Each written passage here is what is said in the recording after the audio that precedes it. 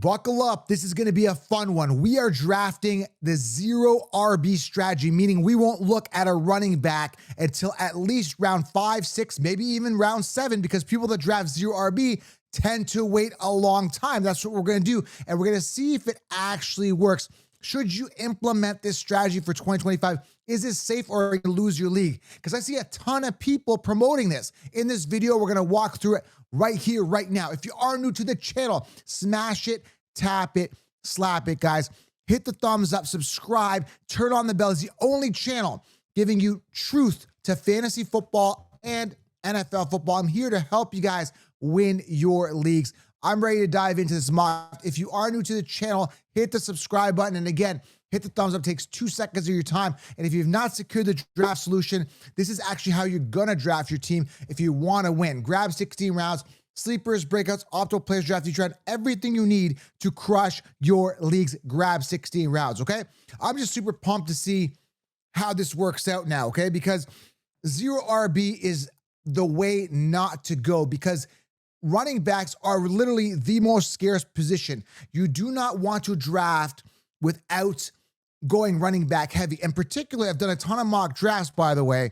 I will tell you straight up, you definitely want to go running back top heavy because it gets slim and trim at running back quick. And we're going to discover that right now. So let's answer the question. Should you go zero RB? Let's find out. So we are doing a mock simulation here, drafting from the 1.11. And we're going to look at wide receivers only and probably consider a running back later on. We'll see who's available. So we're on the 1.11 turn.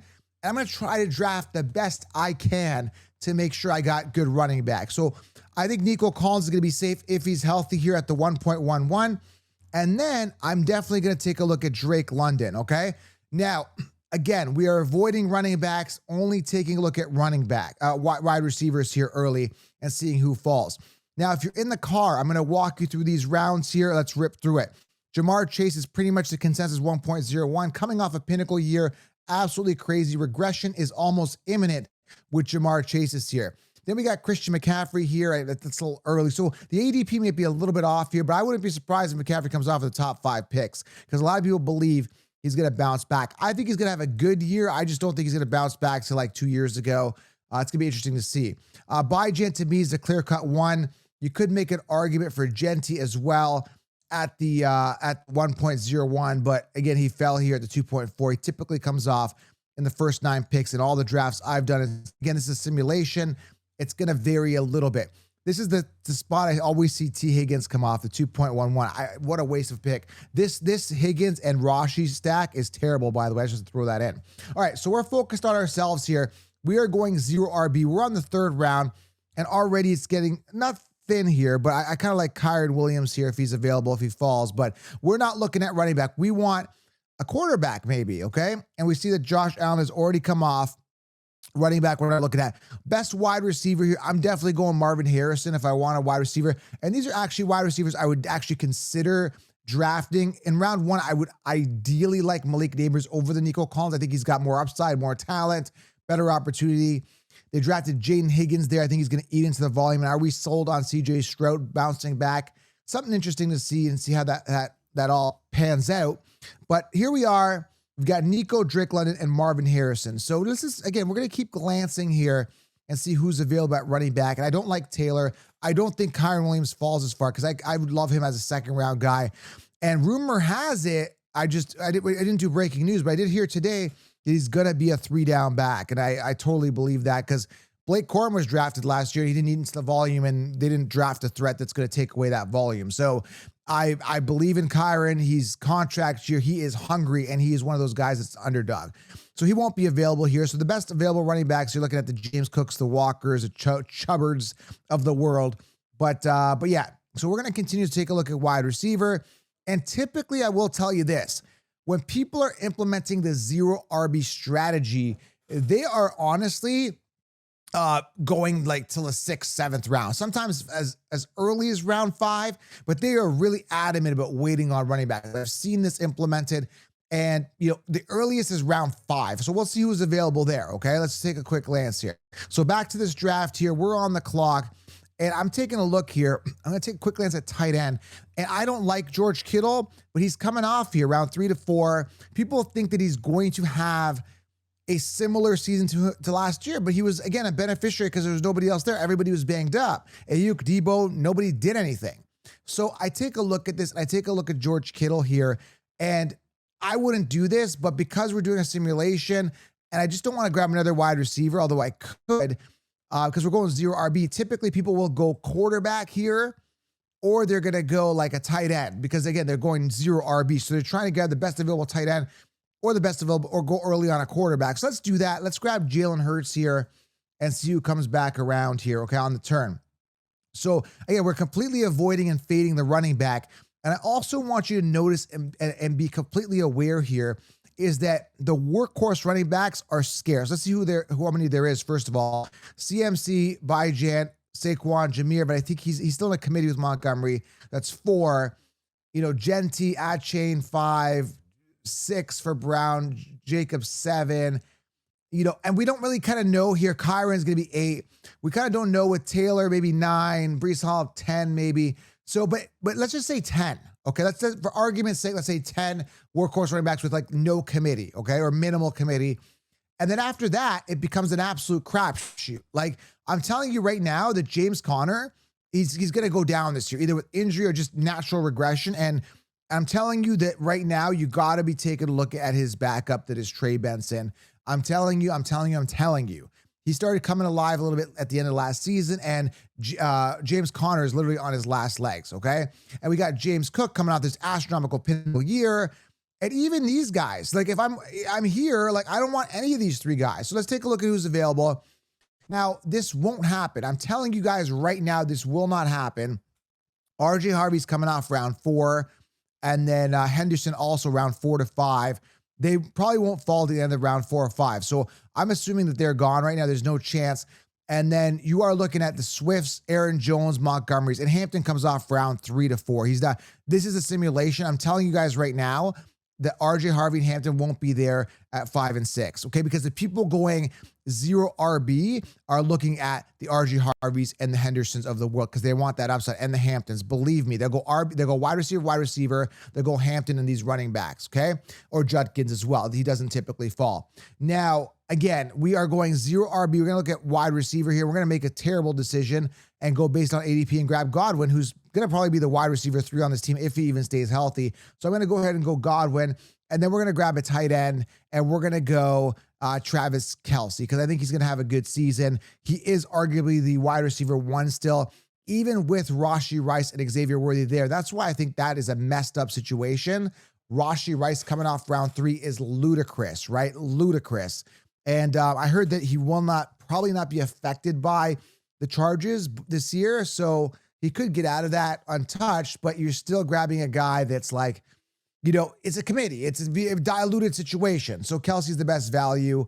And as you can see, we still got 0 RB. So now we'll take a look at running backs here. Again, Harvey won't be there. I guarantee it. Henderson and Caleb Johnson won't be there. Or if he is, you're lucky. So assuming those guys are gone, you're looking at Pollard, Pacheco, Jalen Warren, Brian Robinson. Absolute disaster here. Okay. I mean, I've seen that happen, man. People go Aaron Jones here, right? And then they go like Brian Robinson or Etienne or someone like that, or Najee Harris. Like, it's a disaster. Okay. So again, like all I want to do is just make a point. Let's go Pollard here. Now, Aaron Jones and Pollard, in theory, are the RB1s on their team, but they lack the upside. They lack the youth. They lack that dynamic playability. When you do something like this, right, you are missing out on the Byjans, the upside Jahmyr Gibbs, the Gentis, the guys that are explosive, the guys that have a high ceiling, the guys that are going to get 250 to 300 type attempts. You are missing out on that early. I'm telling you guys. And believe me, if you think you're going to get Henderson this late, you're dreaming. Travion Henderson or like RJ Harvey or Caleb, they're not falling. This is a simulation. It won't happen. You are looking at the bottom feeders of the industry here. Okay. Tyrone Tracy, who's basically in a situation who could lose his job with Scatabo. Or you are looking again at Aaron Jones, tail end of his career, no upside. Javonte Williams in a committee. Jalen Warren, who's going to be lucky to see the field. Like, he only had 120 rushing attempts last year. Okay. So to answer the question, should you go zero RB, like avoid the running back and wait?